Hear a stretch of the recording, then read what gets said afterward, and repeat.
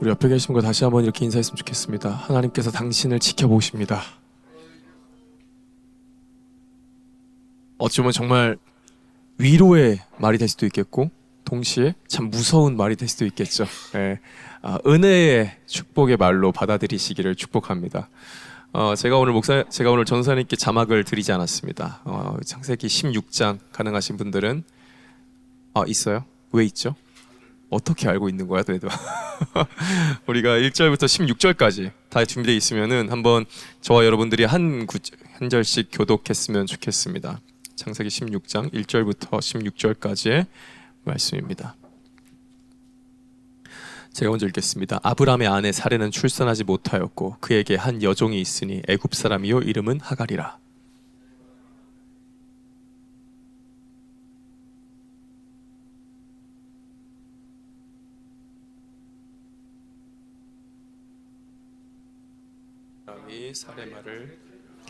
아브람의 아내 사레가 그 여종 애굽 사람 하갈을 데려다가 그 남편 아브람에게 첩으로 준 때는 아브람이 가나안 땅에 거주한 지 10년 후였더라.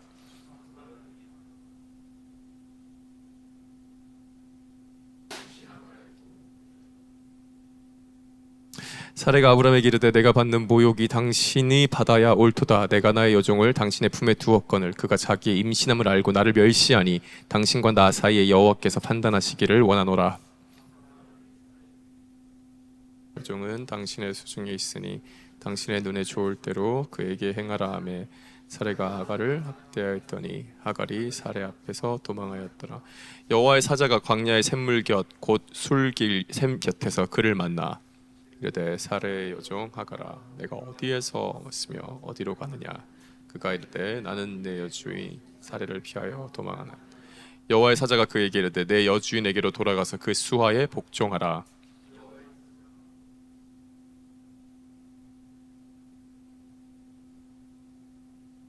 여호와의 사자가 또 그에게 이르되 내가 임신하였은즉 아들을 낳으리니 그 이름을 이스마엘이라 하라. 이는 여호와께서 내 고통을 들으셨음이니라. 그의 손이 모든 사람을 치겠고 모든 사람의 손이 그를 칠치며 그가 모든 형제와 대항해서 살리라 하니라. 하갈이 자기에게 이르신 여호와의 이름을 나를 살피시는 하나님이라 하였으니 이는 내가 어떻게 여기서 나를 살피시는 하나님을 배웠는고 함이라. 이러므로 그 샘을 브엘라 헤로이라 불렀으되 이것을 가데스와 베레스 사이에. 하갈이 아브람의 아들을 낳음에 아브람이 하갈이 낳은 그 아들을 이름하여 이스마엘이라 하였더라. 하갈이 아브람에게 이스라엘 낳았을 때 아브람이 80. 아멘. 하나님의 일 혹은 어떤 정말 좋은 선한 일을 망치는 것이 비단 우리에게 악한 마음이 있어서는 아닐 것입니다. 어떤 하나님의 일을 할 때 혹은 사역을 할 때에 그것을 우리가 망쳐버리게 되는 것이 우리가 의도적으로 저걸 완전히 조져놔야겠다, 저 사역을 망하게 해야겠다 라는 그런 악한 마음이 있기 때문에 사역이 무너지거나 혹은 어떤 하나님의 일을 망치는 것은 아닐 겁니다. 분명히 때로는 좋은 의도임에도 불구하고 하나님의 방식을 벗어나면은 사람을 다치게 할 수 있습니다. 사역을 분명히 잘하고 싶어서 한 결정이 누군가를 소모시키기도 하고, 그리고 지금 이렇게 공동체를 세우기 위해서 정한 방법이 어떠한 존재를 사람으로 보기보다는 그저 도구이자 역할로 보게 만들고, 그리고 어쩌면은 내가 전도하고 싶어서 다가간 그 마음이 그 한 사람의 영혼보다 그 사람의 반응 혹은 숫자를 조금 더 기다리게 만들 수 있는 것이죠. 분명히 처음부터 악한 마음은 아니었을 것입니다. 그 사역을 위해서, 공동체를 위해서, 또한 하나님 나라를 위해서 했던 그 많은 일들, 하나님을 부정한 것도 아니고 하나님께 반역하고자 했던 건 아니었겠지만 이런 생각이 있을 수 있죠. 하나님께서 하시겠지만 내가 조금 그래도 같이 힘을 써야 되지 않을까? 당연하지 않습니까? 당연히 내가 내 수고를 더해야 그 일이 일어날 테니까. 근데 나의 방법을 조금 더 해야 되지 않을까? 라는 생각. 그리고 하나님이 분명히 약속을 보여줬지만 현실적으로는 이 길이 조금 더 빠르지 않을까? 라는 마음. 하나님이 분명히 일하시고 이루실 것을 믿지만 내가 조금 그래도 더 열심히 한 만큼 앞당겨지지 않을까 하는 나의 생각. 이 마음이요, 불신앙처럼 보이지는 않습니다. 그렇죠? 책임감으로 보여질 수도 있고, 누군가는 그게 현실 감각이라고 얘기할 수 있을 것 같고요. 어쩌면 지혜라고도 할 수 있을 것 같아요. 사역을 향한 열심처럼 보이기도 하죠. 그래서 더 위험한 것 같아요. 저에게 하는 말입니다. 제가 이 부분에서 많이 저희 준비하면서 정말 많이 회개했습니다. 제가 제 방법, 내가 그래도 열심히 해야지, 나 그래 빨리 할 수 있는데 라는 생각 진짜 많이 하거든요. 하나님을 믿는다고 말하면서도 하나님의 방식이 너무 느리게 다가오는 거예요. 하나님께 맡겼는데 내가 안심할 수 있는 결과가 빨리 보였으면 좋겠는 거죠. 지금 당장 눈으로 보길 원하는데 하나님께서 진행하는 일이 너무 느린 겁니다. 그때부터 우리는 이러한 영혼을 볼 때에 어떤 방법이자 도구로 보게 되는 거예요. 제가 수호야 와서 예배 드려, 너가 은혜 받았으면 좋겠어 로 봐야 되는데, 수야 와, 너가 드럼을 쳐야 돼 로 보기 시작하는 거죠. 이것이 바로 오늘 본문의 문제입니다. 창세기 16장은 단순한 가정의 문제 정도가 아닙니다. 단순히 아브라함과 사레가 실수했다는 이야기가 아닙니다. 이 본문은 하나님의 약속을 받은 사람들이 그 약속이 좀 더디게 느껴질 때에 하나님의 방식이 아니라 자기의 방식으로 그 약속을 이루려고 시도했던 이야기입니다. 어떤 조급함 정도가 아니라 하나님의 약속을 인간의 시간표, 인간의 방법 안으로 그 하나님의 약속을 끌어오려고 했던 사건이라고 할 수 있을 것 같아요. 그러니까 하나님의 일인데 그 하나님의 일을 하나님 없이 이루어 보려고 했던 시도라고 할 수 있을 것 같습니다. 그리고 그 과정에서 한 사람이 도구이자 방법으로 소모된 사건입니다. 아브라함과 사레의 그 불안, 약속이 이루어지지 않을 것 같은 그 불안함 가운데에 하갈은 그 하나님의 약속을 앞당기기 위한 하나의 수단으로 소모되었습니다. 오늘 우리가 붙들어야 할 것은 이것입니다. 제가 붙들어야 할 것은 이건 것 같아요. 하나님의 일은 빨리 만드는 게 중요하기보다 바르게 순종하는 것이 중요하구나. 오늘 이것을 우리가 붙들 수 있으면 정말 좋겠습니다. 창세기 16장은 이렇게 시작합니다. 사레가 출산하지 못하였고라고 이야기합니다. 이 한 문장이 너무 중요한 이유는요, 이미 약속을 받았고 이미 자손을 약속받았는데 15장에 하나님 말씀하셨죠. 너 몸에서 난 자가 너의 상속자가 될 것이다 라고 명확하게 그 말씀을 들었고 하나님을 믿었고 그게 의로 여겨졌잖아요. 그런데 16장에 와서도 아직 여전히 계속해서 현실은 똑같은 상황, 자식이 없습니다. 하나님이 약속하셨는데 시간은 계속 흐르고 시간은 계속 흘러가는 것이죠. 바로 그때 본문은 사레의 현실을 정직하게 이야기합니다. 사레는 출산하지 못하였고, 개인적인 아픔 정도가 아니었을 것 같습니다. 얼마나 많은 놀림거리가 되었겠습니까? 그 시대에서 자녀가 없었다는 것은 어찌 보면은 세워지지 못하는, 위신이 완전히 땅에 무너져 버린 아픔이 있을 거죠. 그리고 그 가정의 미래가 막혀 있었다는 뜻입니다. 지금 우리 가문의 일이, 우리 가정의 일이 지금 현대에서 생각하기에는 딩크가 뭐 그렇게 중요한가라고 생각을 하겠지만 사실 시대적으로 볼 때 지금 너무나 큰 위기에 봉착되어 있는 거죠. 단지 부모가 되지 못했다라는 아픔 정도가 아니었을 것입니다. 큰 민족을 약속받았는데 내 몸에서 날짜가 상속자가 될 것이라고 하나님께서 말씀을 해주셨는데 그 약속을 받았는데 사레에게는 아이가 없는 거죠. 그러니까 이 현실은 단순히 이 가정의 결핍이 아니라 하나님께서 약속하신 것, 그 주어진 현실과 정면으로 이 두 개가 부딪히고 있는 상황인 것입니다.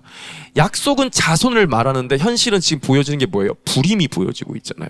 미래를 분명히 말씀해 주셨는데 우리 몸은 지금 불가능하다고 지금 이야기하고 있는 상황인 거죠. 그 긴장이 창세기 16장 가운데 이루어지고 있습니다. 그리고 이 긴장 속에서 사레가 이야기합니다. 여호와께서 내 출산을 허락하지 아니하셨으니 원하건대 내 여종에게 들어가라. 내가 혹 그로 말미암아 자녀를 얻을까 하노라.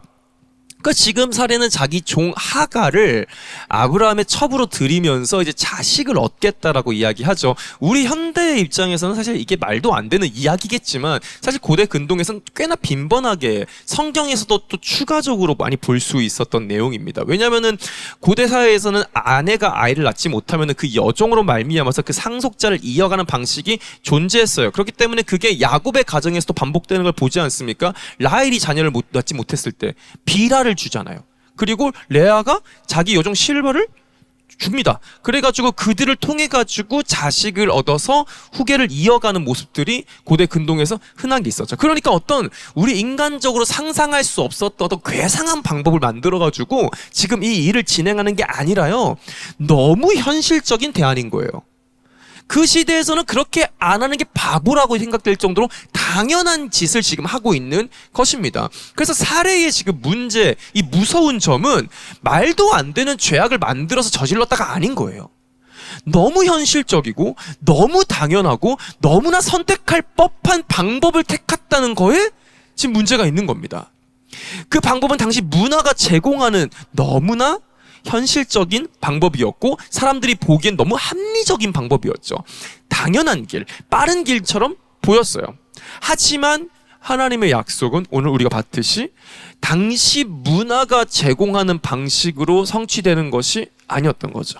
그 약속은요, 인간이 할 수 있는 그 가능한 방법을 끌어모아서 만들어낼 수 있는 결과가 아니었던 거예요. 하나님의 약속은 하나님이 친히 이루어내시는 은혜인 것이죠. 여기서 우리는 중요한 모습을 좀 보아야 됩니다. 뭐냐면은 죄라는 게요, 노골적인 어떤 반역의 모습을 하고 우리에게 찾아오는 게 아닌 거예요. 너무 현실적인 대안의 얼굴로 이 죄악이 우리에게 지금 들어오고 있는 겁니다. 지혜라는 것으로 가장해서, 혹은 책임감으로 가장해서, 혹은 어쩔 수 없는 선택인 것처럼 가장해서 우리에게 다가오는 거죠. 이 정도는 해야 되지 않을까? 아니 그래도 현실은 이런데 방법이 좀 필요하지 않을까? 아니 오케이, 하나님이 약속하셨으니까, 그러니까 이제 이런 방법을 써서 그 약속을 우리가 이뤄내야지 라는 우리의 노력을 주로 하면서 그걸 가장해서 죄악이 우리에게 들어오는 거죠. 사례의 말이 바로 이 지점에 있죠. 왜냐면 너무나 지금 대단한 게요, 사례는 지금 하나님을 부정한 적이 없습니다.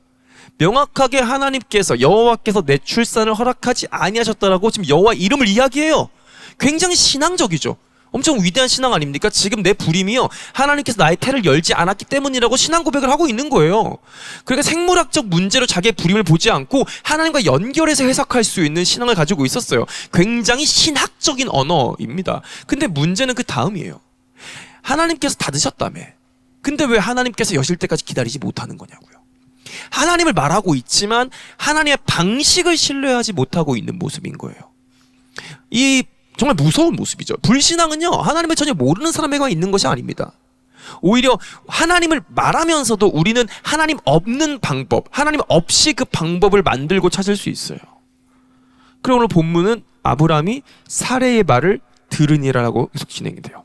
성경은 그냥 아브라함이 그래서 그렇게 했다로 가지 않습니다. 오히려 아브라함이 사례의 말을 들었다라고 이야기해요. 저는 이 흐름을 창세기 흐름 안에서 창세기 3장과 에덴의 이야기랑 많이 연결되는 것 같습니다. 창세기 3장에서도 아담도 하나님의 말씀보다 아내의 말을 듣고 선악과를 먹었습니다.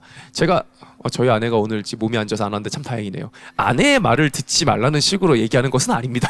이게 그 얕게 읽을 내용은 아니에요. 핵심은 이거죠. 하나님 말씀보다 인간들의 제안이 더 현실적으로 우리에게 들려온다는 거예요.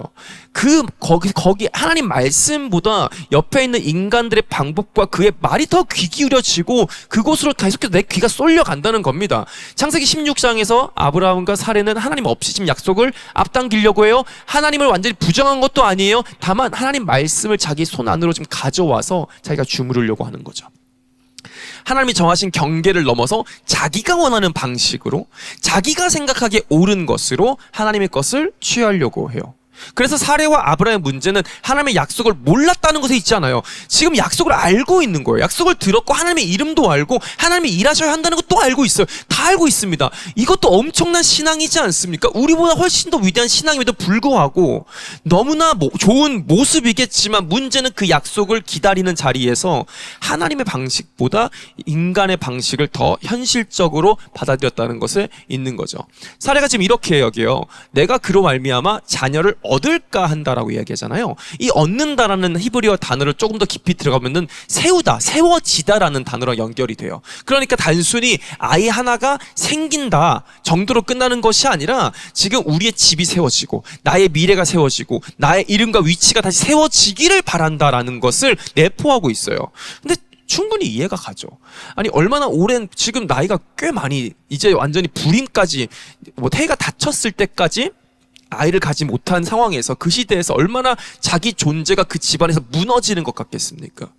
약속의 가정, 그 약속이 있는데 정작 자신은 지금 그 약속에서 밀려난 사람처럼 느껴지지 않았을까요? 그래서 사라는 이제 하갈을 통해서 내가 세워질 수 있겠다라고 생각했을 수 있어요. 근데 여기서 성경이 우리에게 아주 중요한 질문을 던지는 거죠. 누가 세우는 건데? 누가 약속을 세우는 건데? 누가 그 미래를 여시는 건데? 사례는 하갈을 통해서 자신이 세워질 수 있을 거라고 생각을 했어요. 하지만 성경은 계속해서 얘기하죠. 하나님의 약속은 인간이 자기 방식으로 세우는 것이 아니라 하나님이 친히 세우시는 것이다. 바로 이전에 11장에서 우리가 무엇을 봅니까? 바벨을 보지 않습니까? 우리의 이름을 내자, 우리가 세워지자를 이야기하지 않습니까? 근데 아브라함에게는 하나님께서 뭐라 말씀하셨어요? 내가 너의 이름을 창대하게 하겠다는 주어가 명백하게 하나님에게 있지 않습니까? 이 차이가 너무 중요합니다. 우리는 자꾸 우리의 이름을 세우고자 하고 우리 손으로 약속을 이뤄내자 하는 본성이 우리에게 다 있는 거예요. 하지만 하나님께서는 하나님께서 세우시고 하나님께서 복을 주시고 하나님께서 민족을 이루시고 이름을 창대하게 하겠다라고 말씀해 주세요. 그러니까 창세기 16장의 문제는 단순히 기다리지 못했다 정도의 문제가 아니라 하나님의 주어인 내가 인간의 내가로 바뀌어지려고 하는 그 주어를 강탈해 오려고 하는 그 우리의 죄악의 문제라고 할 수 있죠. 하나님이 세우시겠다고 하는 그 약속을 사레와 아브라함이 자기 방식으로 세우려고 하는 거예요.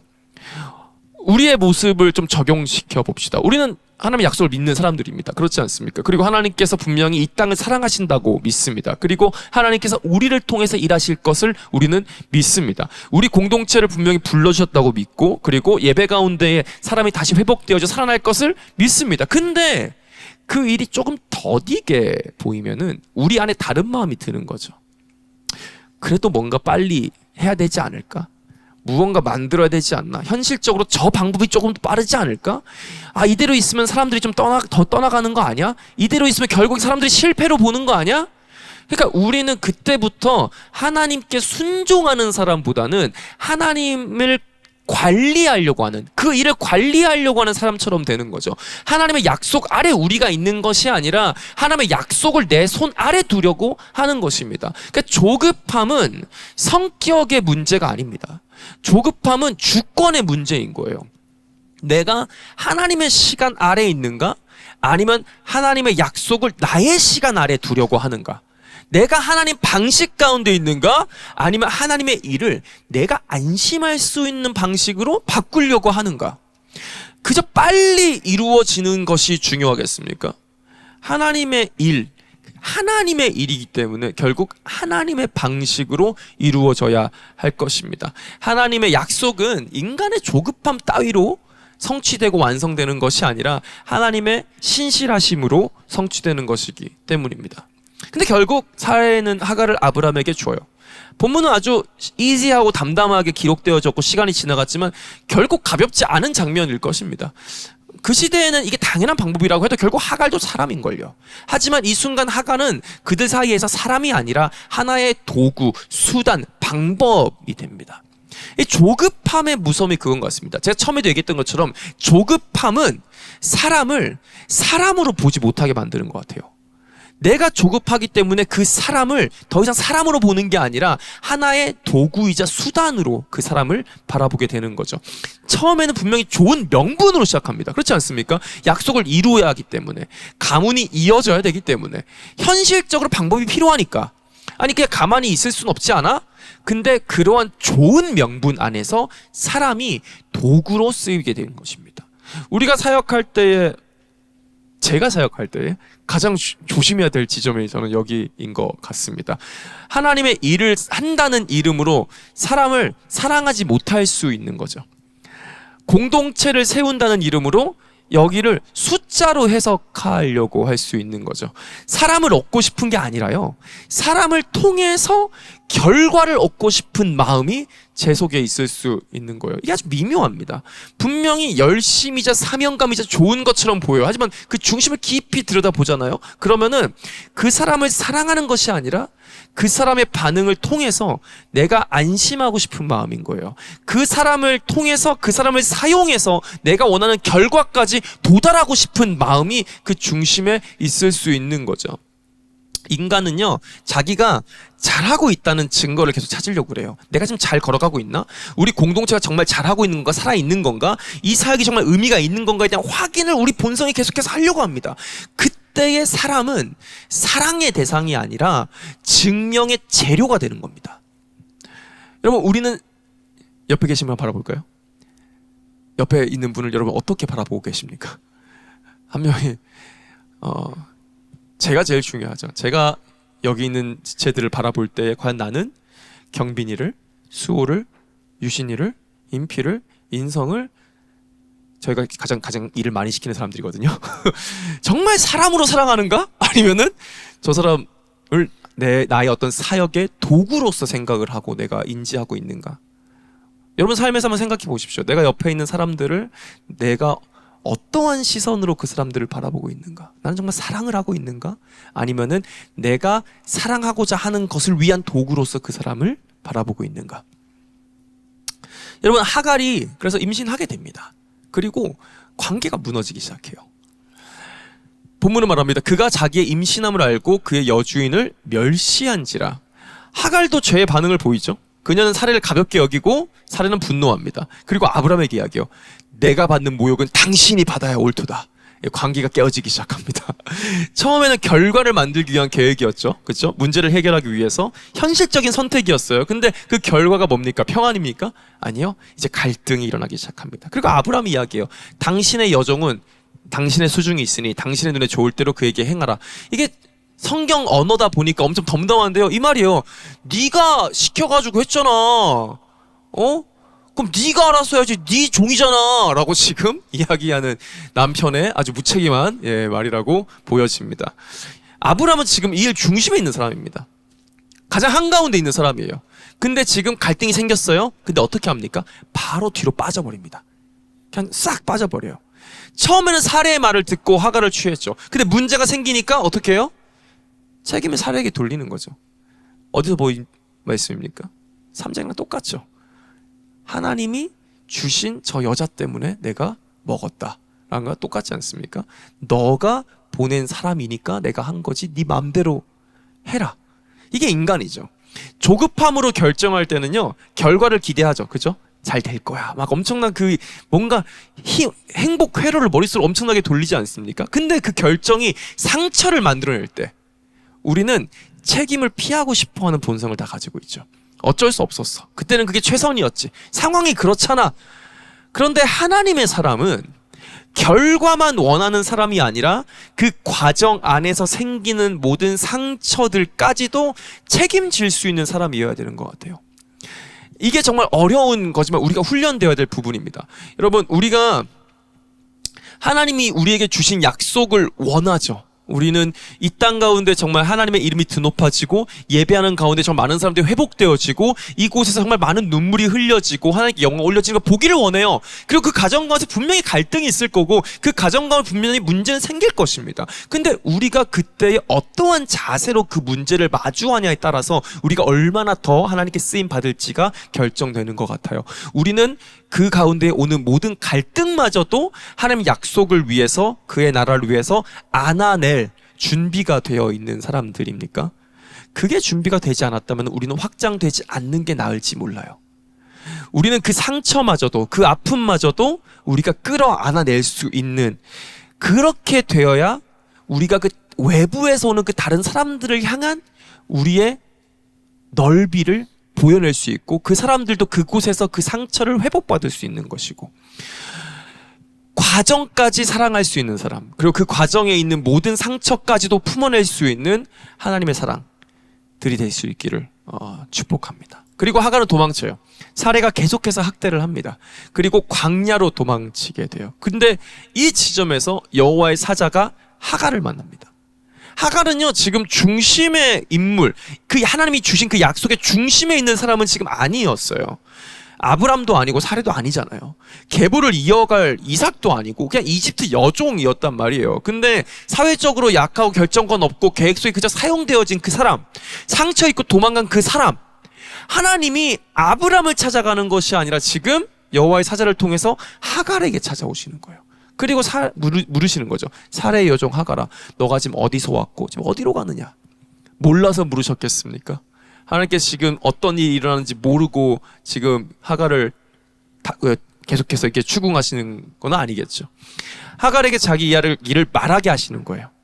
자기의 입으로 고백하게 하시고 말하게 하시는 거예요. 그러니까 사람들은 하갈을 지금 기능적으로 보고 있잖아요. 아브라함과 사례는 그냥 수단과 도구와 기능적으로 봤다면은 지금 하나님께서는 철저히 인격적인 관계 가운데 지금 하갈을 만나주고 계신 거죠. 하갈의 이름을 불러주시면서. 하갈의 아들 이름이 그래서 이스마엘이죠. 하나님이 들으신다는 뜻입니다. 아주 강력한 대조가 나오죠. 아브라함은 사례의 말을 듣지만 하나님은 하갈의 고통을 지금 듣고 계신 거예요. 하나의 마음이 그겁니다. 우리가 성과에 대한 소리를 들을 때에, 결과에 대한 소리를 들을 때에 하나님께서는 그 가운데에 희생되어진 한 사람의 울음을 듣고 계신 거죠. 우리가 그 결과를, 숫자를 바라보고 있을 때에 하나님께서는 광야로 밀려난 사람의 고통을 보고 듣고 계신 것입니다. 그리고 하갈은 하나님을 이렇게 불러요. 나를 살피시는 하나님. 우리 로이 자매가 얘기했는데 로이, 로이라는 단어가 여기서 나왔습니다. 나를 보시는 하나님, 나를 살피시는 하나님. 너무나 놀라운 고백이죠. 약속의 집 안에서 보이지 않았던 하갈이 광야에서는 하나님께 보여졌어요. 사람들의 계획 속에서는 그녀의 마음도 고통도 눈물도 미래도 보이지 않았지만 하나님은 보셨죠. 그러면 우리의 선교라는 것이 다시 정리되어야 될 것 같아요. 선교 혹은 전도는 우리가 무언가를 보여내고 일하는 것 이전에 하나님이 보고 계신 사람을 우리도 보는 일인 거예요. 하나님이 듣고 계신 그 울음을 우리도 듣는 것입니다. 그러니까 먼저 보온에서 우리가 해야 될 일은 이 땅을 하나님의 눈으로 바라보는 거죠. 각자의 삶의 자리에서 정말 선교적인 삶을 살아가려고 한다면은 하나님께서는 지금 어떤 사람을 보고 계시는지를 우리가 보는 것이고 하나님께서 지금 어떤 소리를 들으시는지를 우리가 듣는 거예요. 이 지역으로 따지자면 이 지역의 어르신들, 청년들, 아이들, 그리고 혹은 교회를 지금 떠난 사람들, 다시 예수를 만나야 될 사람들, 외로운 사람들, 상처 입은 사람들, 그 모든 사람들, 그들을 성과의 대상으로 보는 것이 아니라 하나님이 지금 보고 계신 사람으로 보는 것, 그것이 우리가 살아내야 될 선교적 삶의 시작인 것입니다. 그래서 말씀을 맺으려고 합니다. 오늘 본문은 단순히 사레와 아브라함이 조급했다 정도의 그런 단순한 이야기가 아닙니다. 말씀드렸던 것처럼 이 본문은 약속을 받은 사람이 그 약속이 좀 더디게 느껴질 때, 좀 느리게 느껴질 때 얼마나 쉽게 하나님의 방식이 아닌 인간의 방식으로 우리들이 움직일 수 있는지를 보여주는 겁니다. 사례는 하나님을 부정하지 않았습니다. 오히려 하나님의 이름을 말했습니다. 그리고 하나님께 자기의 태를 닫으셨다는 것까지 이야기했습니다. 정말 신앙적인 단어를 이야기하면서 이야기했어요. 근데 하나님을 말하면서도 하나님의 방식을 기다리지 못했습니다. 아브라함은요, 아브라함도 하나님의 약속을 모르는 사람이 아니었죠. 직접 들었습니다. 그리고 믿었습니다. 여호와를 믿은 것이 그에게 의로 드러났습니다. 근데 그는 결정적인 순간 하나님 말씀보다 사례의 말을 들었습니다. 그리고 하갈은 그들의 조급함 가운데에서 한 명의 영혼, 한 사람이 아니라 방법으로 취급되었습니다. 그리고 오늘 본문이 우리에게 보여주는 인간의 모습이 바로 이 지점입니다. 우리는 하나님을 모르는 사람들이 아닙니다. 우리는 기도합니다. 우리는 찬양드립니다. 말씀을 듣습니다. 하나님의 약속을 믿는다고 말합니다. 그리고 하나님의 일을 하고 싶다고 이야기합니다. 근데 때로는 하나님의 일을 한다고 하면서 하나님의 방식이 아닌 것을 선택합니다. 하나님의 약속을 믿는다고 하면서도 그 약속을 나의 시간표 안에 넣고 싶어 합니다. 하나님의 이름으로 시작했지만 어느새 사람을 통해서 결과를 얻고 싶어 하는 거죠. 그때의 사람은 내가 사랑해야 할 대상이 아니라 나의 불안을 해결해 줄 하나의 방법, 하나의 도구가 됩니다. 사레에게 하갈은 그런 사람이었죠. 자기 결핍을 해결한 방법이었습니다. 그리고 아브라함에게 하갈은 지금 내가 받은 약속을 앞당길 수 있는 통로였습니다. 하지만 하나님께 하갈은 친히 살펴보시는 한 사람이었습니다. 사람들은 하갈을 이용했고 결국 하갈을 광야로 밀어냈지만 하나님께서는 그 광야로 하갈을 찾아오셨습니다. 그리고 사람들이 듣지 못하고 있던 그 울음을 하나님께서는 들으셨습니다. 사람들이 전혀 보고 있지 못했던 그 고통을 하나님께서는 살펴보셨습니다. 그래서 하갈이 고백합니다. 나를 살피신 하나님. 복음이 바로 이것입니다. 우리가 하나님께 올라가는 이야기가 아니라 가장 가난해져 있을 때에 우리 가운데에 광야 가운데에서 하나님이 우리를 찾아오시는 이야기. 우리가 잘 기다렸기 때문에 찾아오셨습니까? 우리가 바른 방식으로 순종했기 때문에 찾아오셨습니까? 우리가 사람을 한 번도 수단으로 삼지 않았기 때문에 순진한 마음이 있기 때문에 찾아오셨습니까? 그렇지 않습니다. 우리가 사례처럼 늘 조급할 때도, 아브람처럼 책임을 회피할 때도, 하갈처럼 상처 입고 밀려났을 때에도 그 모든 순간에 하나님은 광야에 있는 우리를 찾아오셨죠. 그리고 그 찾아오심은 예수 그리스도 안에서 이제 완성된 것입니다. 사례는 자기 불안을 해결하기 위해서 하갈을 도구 삼아 이용하고 그 사람을 아브라함에게 내어줬지만, 예수 그리스도는 우리의 죄와 불안을 해결하기 위해서 스스로 찾아오셔서 스스로 제물을 삼으시죠. 아브라함은 자기가 만든 상처 앞에서 책임을 회피하고 있지만, 예수께서는 자기가 만들지 않은 죄의 책임까지 십자가에서 담당하시는 분이십니다. 하갈은 광야로 밀려났지만 예수는 광야 같은 그 인생 가운데 찾아오시고, 하갈의 울음은 하나님께 들렸습니다. 하갈의 그 아픔은 하나님께 들렸지만 예수님께서는 십자가에서 나의 하나님 어찌하여 나를 버리셨나이까 라는 그 울음은 하나님께 닿지 못했습니다. 왜냐하면은 예수께서 그 울음이 하나님께 들리지 않았기 때문에, 그래서 그 버림받은 자의 자리까지 내려가셨기 때문에 우리의 울음이 하나님께 들리게 된 겁니다. 예수께서 그 모든 죄의 책임을 대신 지셨기 때문에 이제 우리는 사람들을 통해서, 사람들을 이용해서 나를 증명할 필요가 없어진 것입니다. 그리고 이것이 복음인 것이죠. 우린 더 이상 어떠한 사람을 나의 구원자로 만들 필요가 없습니다. 어떠한 사람을 나의 도구로 삼을 필요가 없습니다. 사람을 통해서 나를 세울 필요가 없습니다. 결과를 조작하고 끌어당겨서 내 사역을 증명할 필요가 없습니다. 왜냐하면 이미 우리는 하나님께 보여진 사람이고, 하나님께 들린 사람이고, 하나님께 붙들린 사람이기 때문입니다. 그래서 우리는 이제 사람을, 그리고 서로를 다르게 보아야 할 것입니다. 여러분, 옆에 있는 사람은 내 불안을 해결해 줄 수단이 아닙니다. 내 사역의 결과를 증명해 줄 숫자도 전혀 아닙니다. 하나님이 보고 계신 영혼이고 하나님이 들으시는 고통입니다. 그리고 그리스도께서 자기 생명을 내어주실 만큼 귀하게 여기신 존재입니다. 그래서 우리는 이 땅을 너무 조급하게 바꾸려 하지 않아도 괜찮습니다.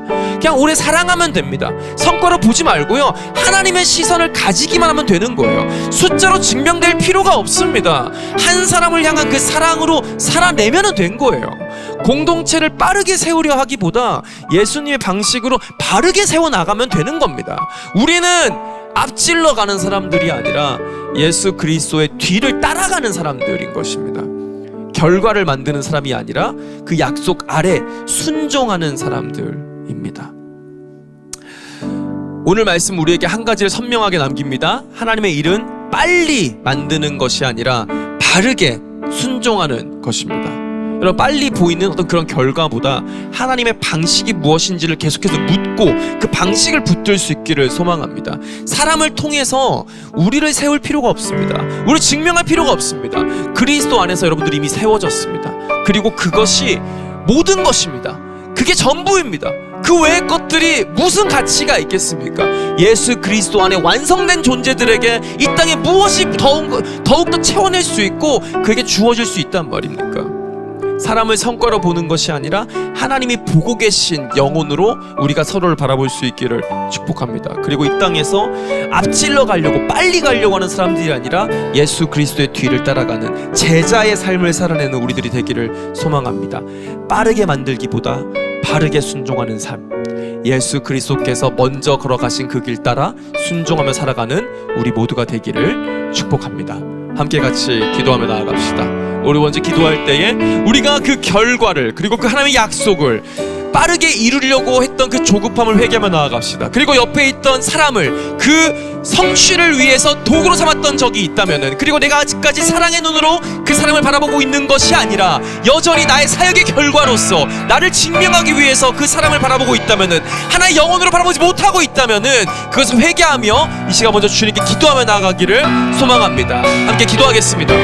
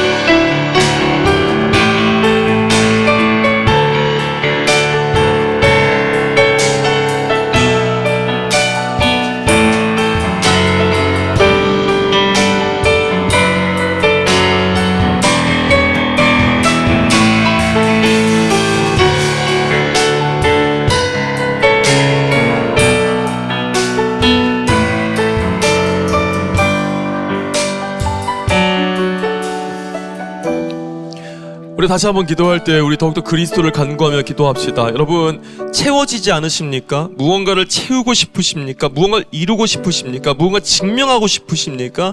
그 모든 것들은 이미 예수 그리스도를 통해서 이미 성취되었기 때문에 우린 더 이상 우리 자신을 통해서 혹은 우리의 능력과 어떤 우리의 결정과 무언가를 통해서 증명해낼 필요가 없습니다.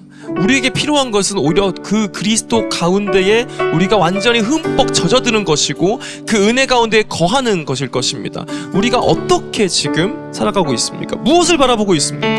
어떠한 삶을 살고 있습니까? 우리 예수 그리스도를 더욱더 깊이 묵상합시다. 그분을 바라봅시다. 예수 그리스도 그분을 우리 가운데 더욱더 깊이 채워낸다면은 우리 안에 있는 모든 문제들은 더 이상 문제로 여겨지지 않을 것입니다. 그분이 이미 우리 가운데 함께 하십니다. 중요한 것은 그분께 우리 중심을 내어드리고 그분이 마음껏 우리가 삶 가운데 통치하시게 두는 것입니다. 우리가 계속해서 내가 쥐려고 하고 하나님의 내가가 아니라 나의 내가로 가져와서 내가 무언가를 하려고 하는 그 마음을 내려놓고 주님께서 나의 삶을 온전히 주관하시기를, 주님께서 나의 삶을 이끌어 가시기를, 예수 그리스도께서 내 삶의 구석구석이 온전히 일하시기를 내어드리면서 그분께 모든 것들을 내어드릴 수 있기를 소망하면서 다시 한번 함께 기도하며 나아가겠습니다. 기도합시다.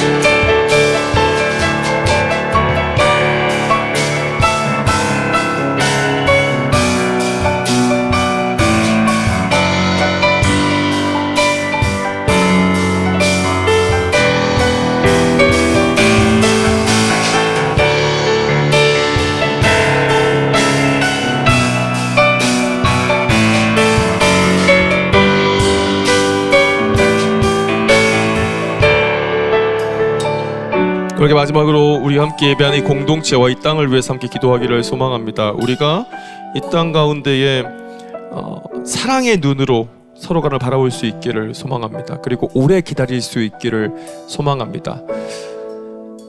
제 이야기입니다. 제가 여기서 아마 가장 조급한 사람이고 가장 뭔가를 빠르게 해야 되는 사람이라서 사람을 바라볼 때에 너무나 많은 유혹을 가지고 바라보게 됩니다. 한 사람을 도구로 바라는 것이 아니라, 이 땅을 어떤 우리 사역의 도구로 바라보는 것이 아니라, 이 지역 가운데 우리가 온전히 하나님께 영광을 올려드릴 수 있는, 정말 하나님의 이름이 드높아지는 그런 귀한 땅이 될 수 있도록 심기어지는 미랄이 될 수 있기를 소망하면서, 주님, 이 땅 가운데에 하나님의 일을 우리에게 보여주십시오. 그리고 그걸 기다리는 가운데에 우리가 겸손히 하나님을 기다리며 살아갈 수 있는, 조급함을 내려놓을 수 있는, 정말 그리스도 가운데에 온전히 그 은혜만으로 누리면서 그 사랑을 실천을 살아갈 수 있는 정말 주님의 제자 되게 해주십시오. 정말 주님보다 앞서는 것이 아니라 주님을 따라갈 수 있는 제자로 세워주십시오. 그리고 이 땅 가운데 그 하나님의 은혜를 가득히 부어주십시오라고 우리 땅을 중보하면서 이 예배를 중보하며 같이 기도하며 나가겠습니다. 기도합시다.